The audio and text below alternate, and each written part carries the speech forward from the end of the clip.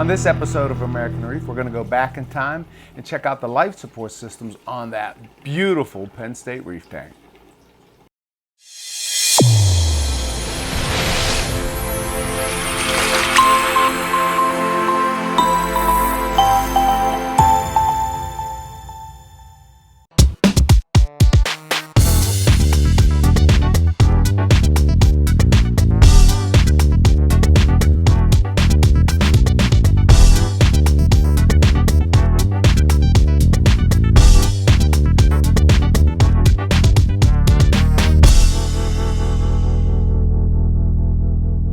So there are a couple really cool things about this video.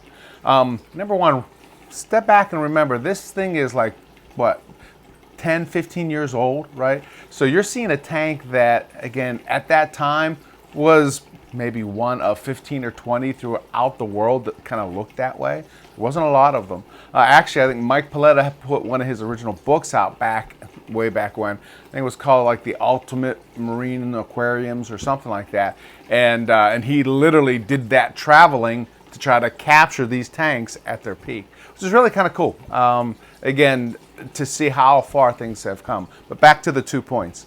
So in that time frame, what you'll notice is, first of all, the principles pretty much are remaining the same for that whole filtration system, right? That whole life support system. But what has happened are the products that kind of get you to those goals have changed since then. So it's really kind of cool looking and seeing what was kind of, again, what was considered kind of tried and true then versus like what's there now. The second thing, look at the chiller section. It's really a cool method of chilling your tank, and I believe a lot less risky than in kind of a lot of the options in today's environment. So either way, check it out. Very, very cool, right? So to speak. Another thing to notice too in this video is you've heard me say many times that kind of time proofs companies and products to be good, reliable, successful, that sort of thing, right? You'll find in this video, right, there are some key names like Bulk Reef Supply, Premium Aquatics, Tunzi, right, that they were, again, the products and the companies back then, and it's funny how they're still that way now. And you have, you know, other products that come and go, but those staples kind of still remain that, again, are a value to reef keepers. And so to that point, you'll see and hear a lot of that in this video as well. Again, if you have any questions on the videos whatsoever, feel free to send me an email at americanreef@me.com. And again, if you're looking for HPD, check it out at americanreefhpd.com. Again, getting lots of emails on where you can pick it up at. americanreefhpd.com, one word, or just go to the American Reef website, so AMERICAN Reef, REEF.com, and there's a link on there to actually get to HPD as well. So again, any questions, let me know. Otherwise, I hope you enjoyed this segment of the life support systems on that Penn State reef tank.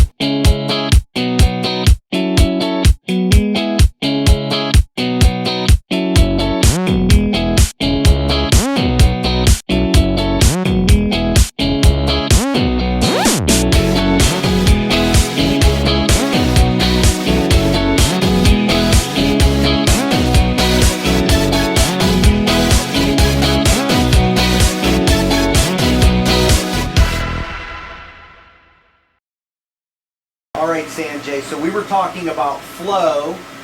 We're talking about the hardware on this system. I see 3 Iwaki 70s mounted on the bulkhead right here, which is a really cool way to mount them. I never saw it that way, but obviously it's very effective.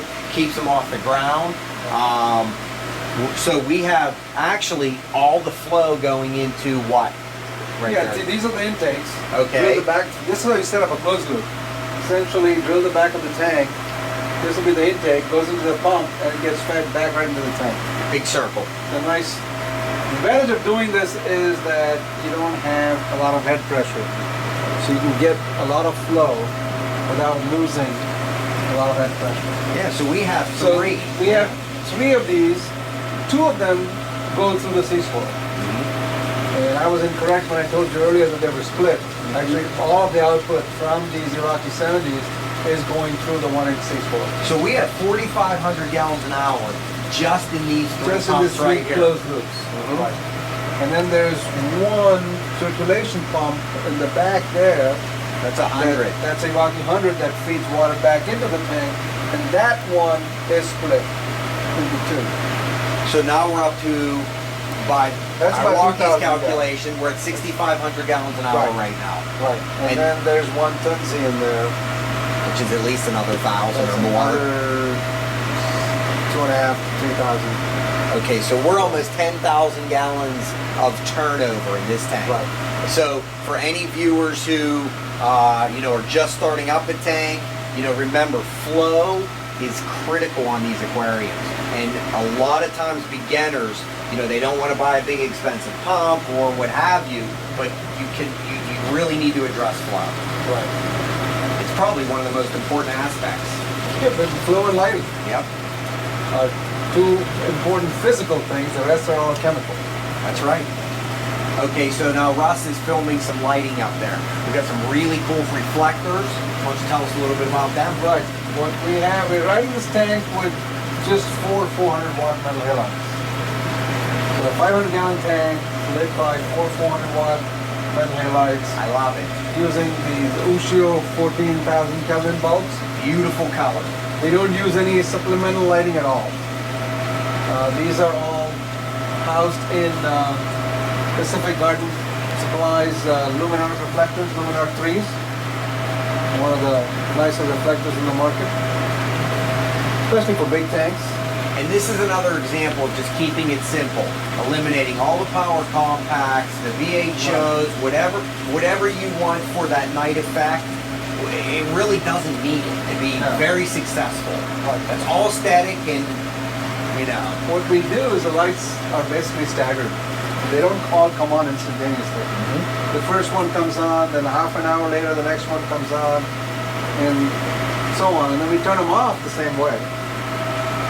So that way there's a gradual change in the light pattern. sunset, sunrise, sunset, right? And that's good for the fish, especially if the fish are going to spawn. They like to know when it's becoming dusk and when the lights are going to go off, because most of the fish will spawn right before it becomes dark. That's a really good point. That's a very interesting point. I never So heard that that before. really helps. And the fish get the cues from the lighting as to what time it is and it's time to spawn. And now what about like lighting as far as, how daylight gets shorter? We don't longer? change that. Okay. We have the controller that can change it, but we just let it run. I forget what it's 10, maybe 10 hours a day. Each light is on for 10 hours a day, but they're staggered. So there's enough light on the tank, because this tank is in an area where people see it all the time. Building's open 24 hours. Right. So actually we put in 3 really small 1 watt LEDs just for the night.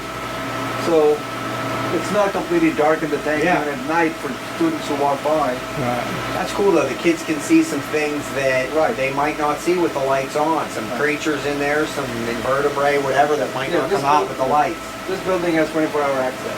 Okay. And the lights are pretty cool because, again, if you think about access, this is our only access to the tank.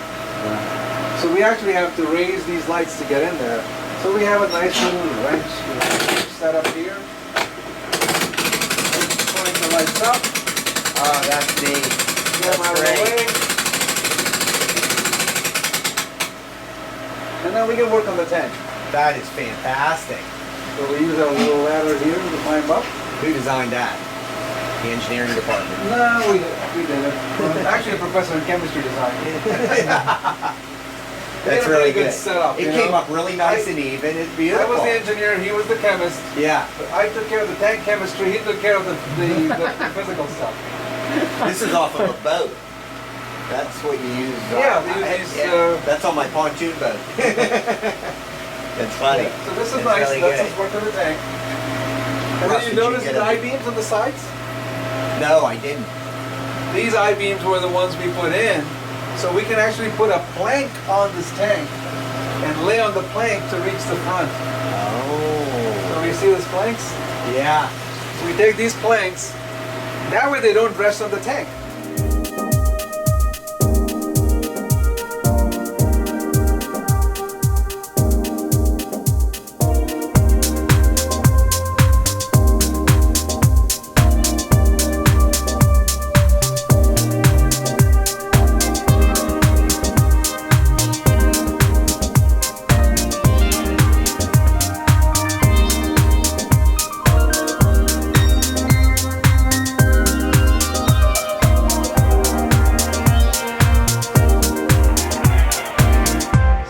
just mentioning how the water flow cut a path. So Yeah, the corals actually grow. They grow up to the surface.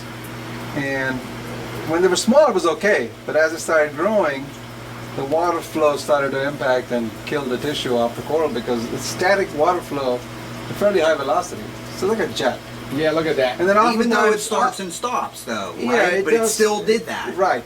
And oftentimes what happens is, when you do maintenance, your pump never goes back in the same place. Sure. And this is part of that problem because we have so many people working on it, somebody knocks it, it gets pointed slightly differently, and you can see the effect of yeah, very much too much water flow. Right. Yeah, it's just constant water flow in one direction and too much of it. Why don't you take us from the drain through the sump and some of the equipment? It's fairly simple. You saw the overflow box inside the tank. Yes. The water comes out of the overflow box through this 2-inch drain, and this goes into our sump. Right? And the sump essentially consists of two parts. There's a built-in refugium in the sump.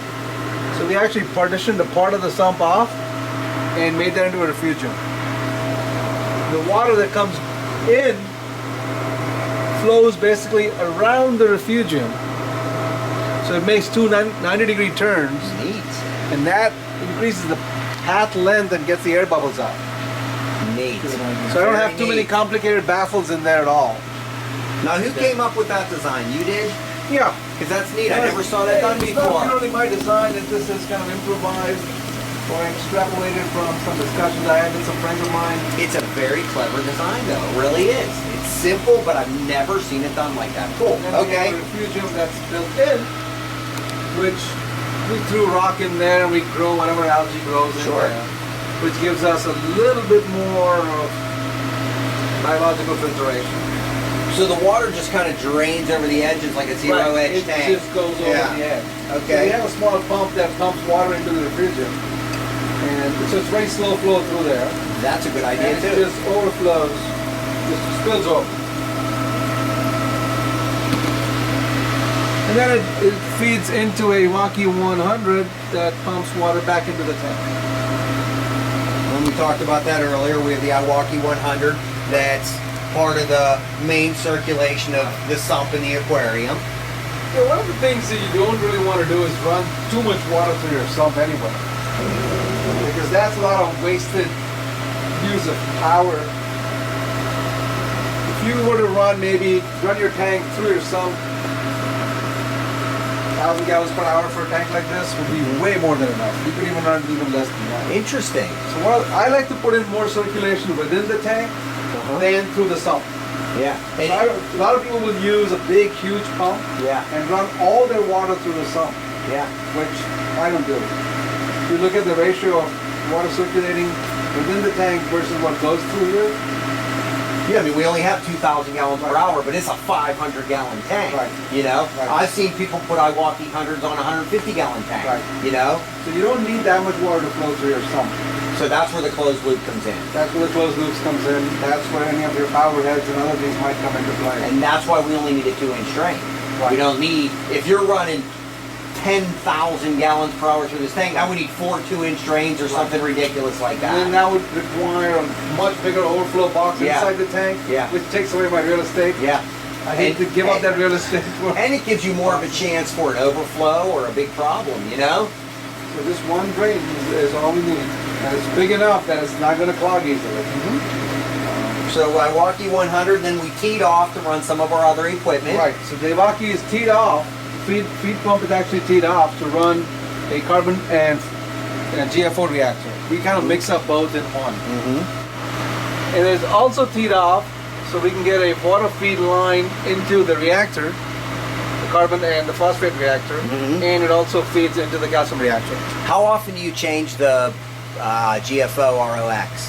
Usually we try to change it once every 6 to 8 weeks. Okay, so that's a very interesting, like, how do you know when to change it?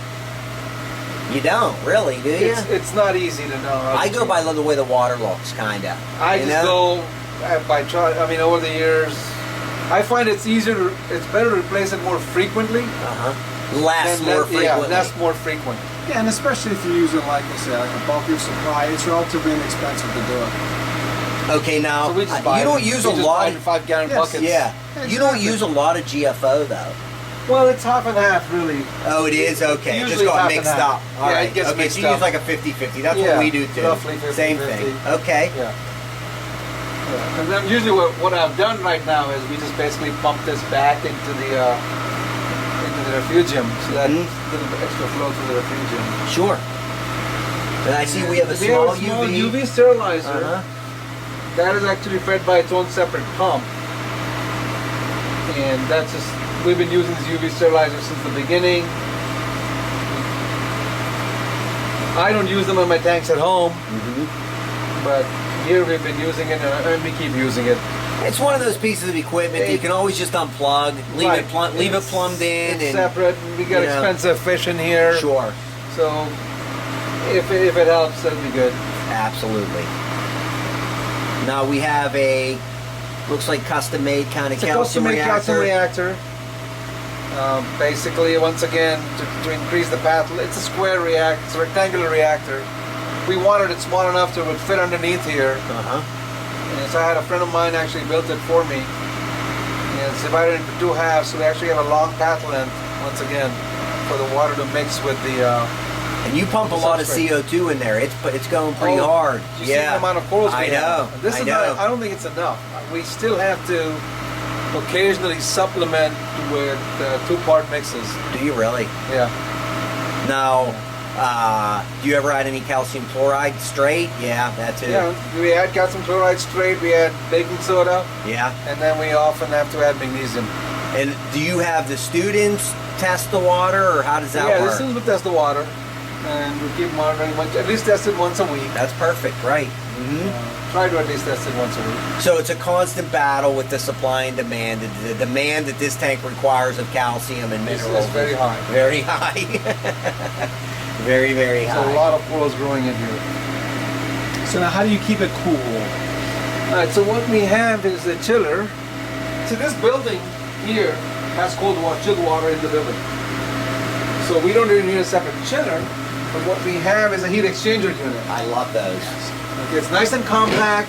Yep. It doesn't use any power other than water being fed into it. So we have a separate pump that we feed water into this heat exchanger, which is fed off of chilled water from the building. That's really neat. So this is a titanium heat exchanger blade. Those are a very cool alternative to a big, hot, bulky chiller. Right. But not everybody can use that type of situation. You It might just not works have here. chilled water in your building. Yep. So Penn Yep. State here runs chilled water and hot water to these buildings. They have a central chilling plant, so they can do those things. And that's what we are using. If they did not have that, you would have to have a chiller in here, do you think? Yes, we will. You would. Without the chiller, the temperature would run too hot. It would get to 85 degrees very easily. And what controls the temperature on that? There How do you is a control controller. And what does it We do? have this Neptune controller, the Aqua Controller 3. Okay. That's here. So that's essentially monitoring the pH and monitoring the temperature. So And what does it shut on and off? it shuts off the pump that feeds water into the chiller. Nice. Yep. So that cooling device is always on, so to speak. Right, because it's running cold water Yep. through there all the time. Yep. So all we have to do is turn the water on and off, so it's going into that cooling device. And does that pump shut off occasionally? Does it actually shut off, or is it pretty much running through there all the time? It does shut off. It does? Okay. Tank runs around 78 degrees. Yeah, that's a good question. So what temperature do you think is optimum for an acro tank like this? They'll run a wide range of temperatures. That's what I've heard. I mean, what I'm seeing is as people start keeping more and more angelfish, some of the angelfish require lower temperature. Oh, really? I thought you were Right. saying the opposite. No. Lower? Because they live deeper water, maybe? Right. Okay. Water. Even the banded angels are supposed to be kept at lower temperatures.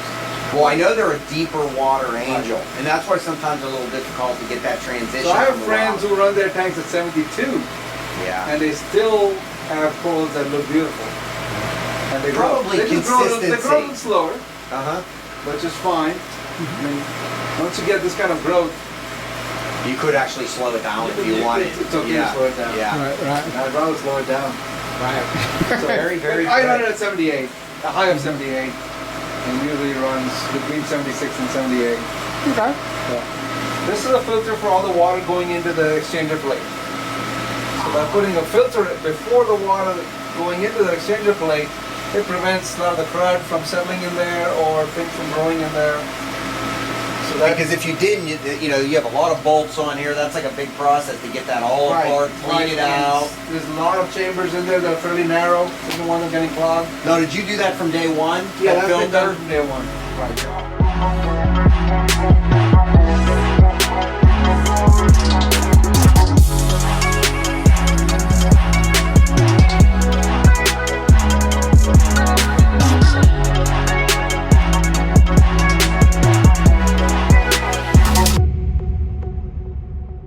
So one of our theories that Russ and I both agree on is keep it simple.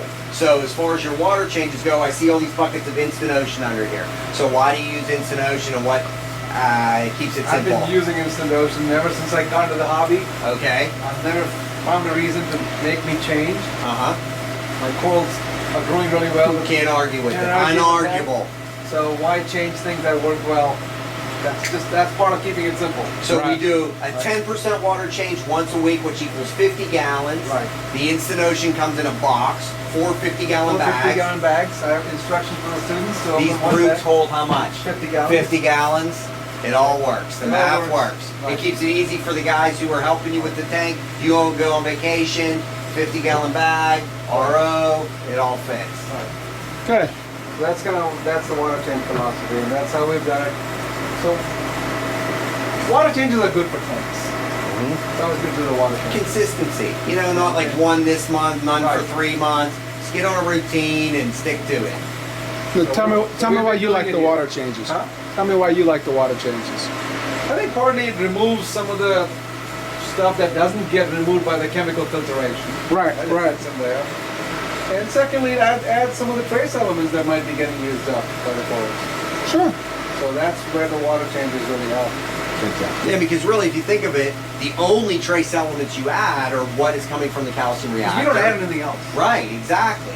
And you don't see any bottles of stuff in my shop. Strontium, molybdenum, magnesium, all Right. those things we used You to don't add, see- we don't Right. see it in Sanjay's filter. Yep. So once again, for maintaining the water that evaporates, we use the water from the RO that gets pulled in by a dosing pump. This is the reef filler dosing pump. I think Champion sells this one. It will feed about 5 gallons a day at the most, I think. This one is rated for about 5 gallons a day. And we have it hooked up to a controller which has a float sensor that goes into the sump. It's one of those pressure-driven ones as opposed to the mechanical one. So as the water level goes down, Right. It triggers the sensor, that turns this pump on, and it starts dripping water into the tank. and what's nice about this is it can't back siphon water or anything, No, you know? No, it won't back siphon. The water gets dumped into the tank higher than the pump itself, so it won't back siphon. Nice. It'll pump water several feet away, so you can see we go up and over Yeah, and down. and that sensor works that far away too, Yeah, the which sensor is works nice, right. very nice. It's based on air pressure. Yeah. the sensor, so those are nice. There's no moving parts. Very good. And then last but not least, we have to talk about this other tank that's attached to this system. So Sanjay, why don't you tell us the history of this tank? It's been there since the beginning, right? Right. Yeah. When we first put in for 2 tanks. We put in for one. We wanted to do a fresh